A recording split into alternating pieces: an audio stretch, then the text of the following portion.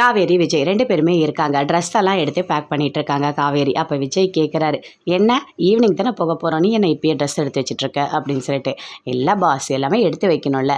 "ஆமாம், நீ ஓடி வரும்போது ஒரு ட்ரெஸ்ஸோடு வரலாம், இல்லை கையில் 2 ட்ரெஸ் எடுத்துகிட்டு வரலாம். அது என்ன பேக் ஃபுல்லாக ஒரே ட்ரெஸ் தான் இருக்குது?" அப்படின்னு சொல்லிட்டு விஜய் கேட்குறாரு. "அதுவா, இல்லை பாஸ், இங்கே இருந்த ட்ரெஸ் பாஸ்" அப்படின்னு சொல்கிறாங்க. "ஓ அப்படியா, சரி சரி, எல்லாத்தையும் எடுத்து வை" அப்படின்னு சொல்லிட்டு இருக்காரு. அதுக்குள்ளே ஃபோன் வருது, அட்டன் பண்ணி பேசுகிறாரு. அப்படியே வெளியே போகிறாரு. தாத்தா பேசுகிறாரு. "விஜய், இங்கே என்ன நடந்தது தெரியுமா?" அப்படின்னு சொல்கிறாரு. "என்ன நடந்தது?" அப்படின்னு சொல்லிட்டு விஜய் கேட்குறாரு. "அந்த பசுபதியோட பொண்ணு ராகினியை அஜய் கல்யாணம் பண்ணிட்டான் கோயிலில் வச்சு திருட்டுத்தனமா" அப்படின்னு தாத்தா சொல்கிறாரு. அதை கேட்டோன்னே விஜய் பயங்கரமாக ஷாக் ஆகுறாரு. "என்ன, இப்படிலாம் பண்ண முடியுமா என்ன?" அப்படின்னு விஜய் சொல்கிறாரு. "எனக்கும் ஒன்றுமே புரியல, இப்படி தான் நடந்தது. ஆனால் காவேரி கிட்ட பார்த்து புரிய வை" அப்படின்னு தாத்தா சொல்லிட்டு ஃபோனை கட் பண்ணிட்டாரு. விஜய் பயங்கரமாக ஷாக் ஆகுறாரு. என்ன பண்ணுறதுனே தெரியலையே அப்படின்னு சொல்லிட்டு வராரு.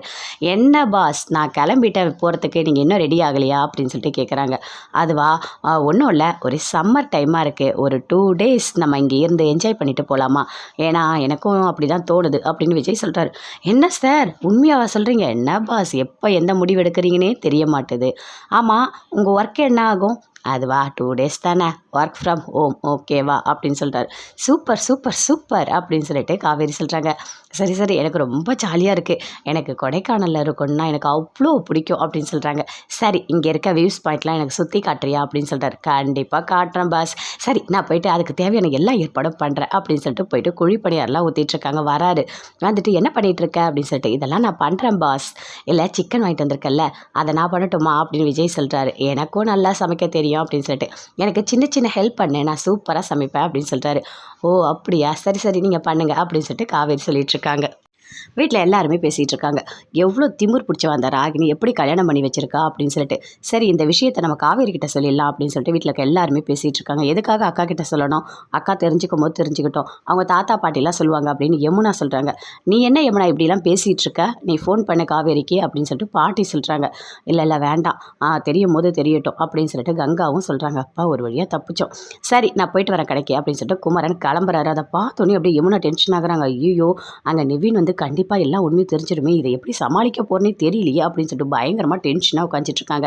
குமரன் கடைக்கு போகிறாரு. கடைக்கு போன உடனே நிவின் வராரு. கோவமாக வராரு. "அண்ணா, உனக்கு கொஞ்சம் கூட மூளையே கிடையாதா? நான் என்ன பண்ணி வச்சேன், என்ன நீ பண்ணி வச்சிருக்க?" அப்படின்னு சொல்கிறாரு. "ஏன், என்னாச்சு, எதுக்காக நீ இப்படி கத்துற? இந்த கல்யாணம் நடந்தது தெரியும்ல?" தெரியுமே, எனக்கும் இப்போ தான் கல்யாணம் பண்ணிட்டு வந்தாங்க, அப்போ தான் தெரியும்" அப்படின்னு குமரன் சொல்கிறாரு. "என்னென்ன சொல்கிறேன், நான் யமுனா கிட்ட சொன்னேன், யமுனா வந்து உங்களுக்கு எல்லாமே தெரியும், அந்த அஜயை வீட்டில் நிறுத்தி வச்சிருக்காங்கன்னு எல்லாமே சொன்னான்.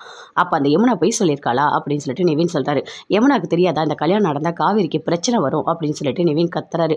அப்போ ஏன் யமுனா உண்மையை சொல்லாமல் மறைச்சா அப்படின்னு சொல்லிட்டு அப்படியே குமரனும் யோசிக்கிறாரு. எனக்கும் ஒன்றுமே புரியல, வீட்டில் போய் கேட்டால் தான் தெரியும். "ஆமாம், அப்போ உனக்கு இதுக்கு முன்னாடியே தெரியுமா? அப்போ யமுனாக்கும் தெரியும், உனக்கும் தெரியும், என்கிட்ட தான் யாருமே சொல்லலையா?" அப்படின்னு சொல்லிட்டு குமரன் பயங்கரமாக ஷாக் ஆகுறாரு. விஜய் அழகாக சிக்கன் பண்ணிக்கிட்டே இருக்காரு. அப்போ நினைக்கிறாரு, கண்டிப்பாக 2 நாளாவது கொஞ்சம் தெரியாமல் இருந்தால் நல்லாயிருக்கும். இந்த கல்யாணம் ஆனது தெரிஞ்சால் காவேரியால் தாங்கவே முடியாது. என்ன பண்ண போகிறானே தெரியல எனக்கு. இப்படி ஒரு விஷயம் நடந்திருக்கு. சரி, நம்மளால் முடிஞ்ச வரைக்கும் காவேரி சந்தோஷமாக நம்ம இங்கே பார்த்துக்கலாம் அப்படின்னு சொல்லிட்டு விஜய் அப்படியே எல்லாமே செஞ்சிட்ருக்காரு. "என்ன பாஸ், வாசனெல்லாம் சூப்பராக வருது."